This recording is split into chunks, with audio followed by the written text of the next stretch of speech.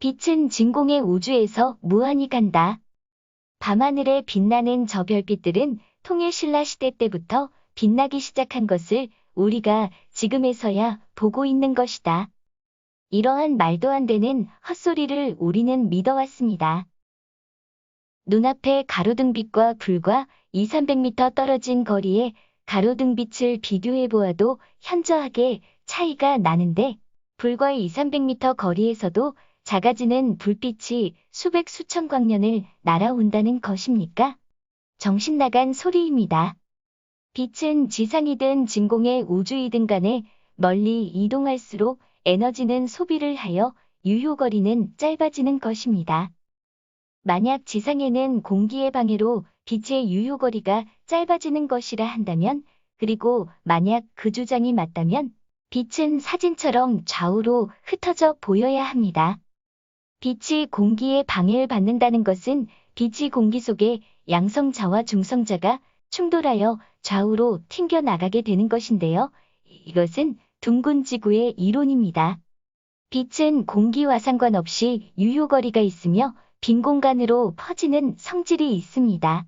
빛은 광도가 세고 대상물과 일정 거리 이상이 되면 빛을 받는 대상물은 앞뒤 명암이 생기지 않습니다. 사진에 아파트나 나무, 의자 등 모든 물체들이 앞뒤 명암은 없습니다.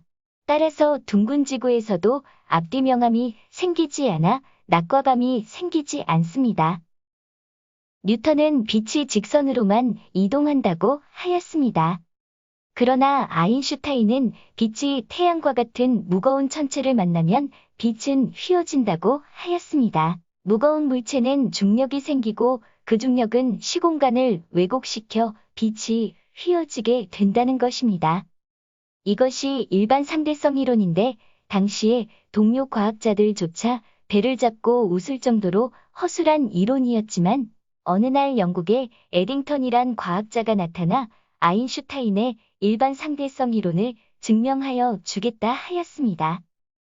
당시 언론에서는 에딩턴과 아인슈타인의 관계를 로미오와 줄리엣처럼 묘사하여 영국 과도끼리 전쟁 중인 상황에서도 상대적 고위과학자 이론을 증명해주는 아름다운 로맨틱으로 포장해 주었지만 이것은 허술한 증명실험에 대해 공격하지 못하게 하려는 일종의 까방권인 것입니다. 에딩턴과 아인슈타인의 일화를 사람들에게 환상을 심어줌으로써 그들의 이론과 증명실험이 비록 허술할지라도 그들에게 공격을 가하지 못하게 하는 것이지요.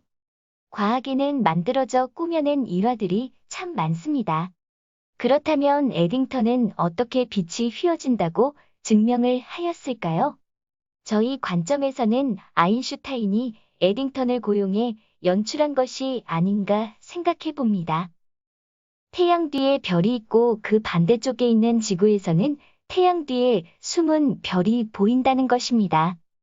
태양에 가려진 별이 태양 중력으로 시공간이 휘어져 있으므로 별빛도 직선으로 이동하다가 휘어진 시공간에 들어서면 별빛도 똑같이 휘어서 이동한다는 것입니다.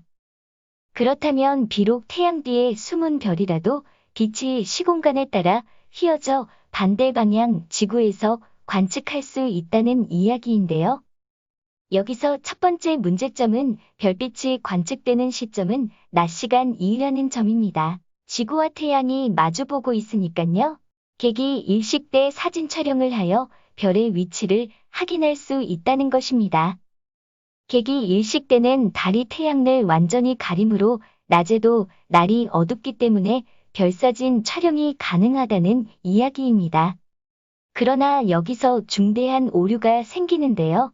객이 일식이 있는 날에도 날은 무척이나 밝다는 것입니다.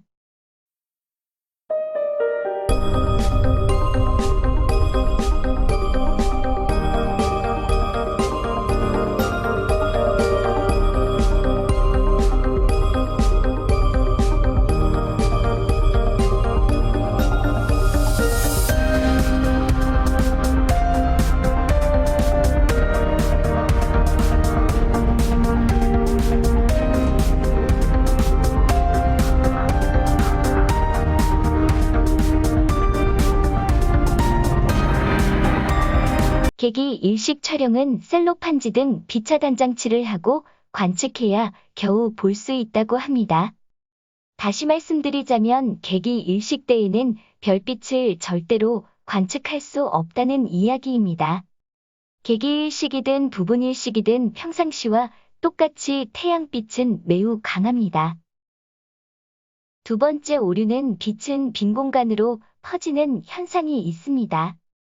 별빛은 태양 뒤쪽으로 광대하게 퍼지면서 별빛은 약해지는데요. 지구에서는 별빛이 약해져 관측할 수 없습니다.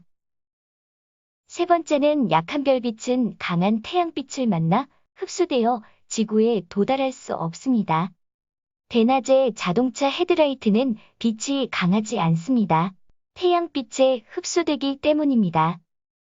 네 번째는 에딩턴은 밤 시간에 별빛을 사진 촬영하고 계기일식이 있는 낮 시간엔 같은 별빛을 사진 촬영한 후에 두 개의 사진을 겹치면 별의 위치가 똑같지 않고 각각 다르다고 하였습니다. 낮에 찍은 별빛은 휘어져서 오고 저녁에 찍은 별빛은 거의 직선으로 오기 때문에 겹쳐진 두 장의 사진 속에 별은 위치가 각각 다르다는 것입니다. 같은 별인데도 말이죠. 그러나 여기에서도 심각한 오류가 있는데요. 사진 속의 광섬들은 우리가 흔히 태양을 근접 사진 촬영하면 볼 수 있는 둥그런 광섬들로 저것들이 별빛이라고 단정하기에는 무리가 많이 따릅니다. 별빛보다는 태양에서 나오는 둥그런 광섬들이라고 보아야 하겠습니다. 다섯 번째 오류는 각각 밤 시간과 낮 시간에 똑같은 별을 사진 촬영했다면 지구에서 낮에서 촬영한 별의 위치와 밤에서 촬영한 별의 위치는 당연히 차이가 날 수밖에 없습니다. 관측 위치가 다르다면 별의 위치도 각각 다를 수밖에 없는 오류를 범하는데 이 오류를 무시하고 별이 휘어져서 오기 때문이라고 주장할 순 없는 것입니다. 이 부분에 대한 추가적인 설명은 여러 과학 영상 채널이나 과학서적 등 아무리 뒤지고 뒤져봐도 찾아볼 수가 없었습니다. 여섯 번째는 대조군이 없다는 것입니다. 밤늦은 시간에 태양이 있을 때 별빛을 사진 촬영하고 똑같은 밤 늦은 시간에 태양을 아예 없애버린 상태에서 별빛 사진을 촬영했다면 명확하게 별빛이 태양 중력으로 휘어져서 오는지 아닌지를 확인할 수 있지만 현실적으로 태양을 없애버리고 사진 촬영이 불가능하므로 빛이 휘어짐은 알 수가 없는 것입니다. 마지막 일곱 번째는 그 별이 진짜 그 별인지 알 수가 없다는 것입니다. A별빛이 휘어 들어간다면 관측자가 보았을 때 실제 태양 뒤에 위치한 A별의 위치는 A1의 위치에서 보일 것입니다. 그러나 밤하늘의 수많은 별들이 A별과 똑같이 휘어 들어갈 텐데 A별의 위치를 다른 별과 헛갈리지 않고 정확히 확인한다는 것은 불가능해 보입니다. 특히 A1 별빛과 D 별빛이 헛갈릴 수 있습니다. 아인슈타인의 일반 상대성 이론은 아직까지 증명되지 않은 허구의 가설에 불과하며 실제 과학자들 사이에서도 신뢰성이 극히 떨어지는 이론이라고 합니다.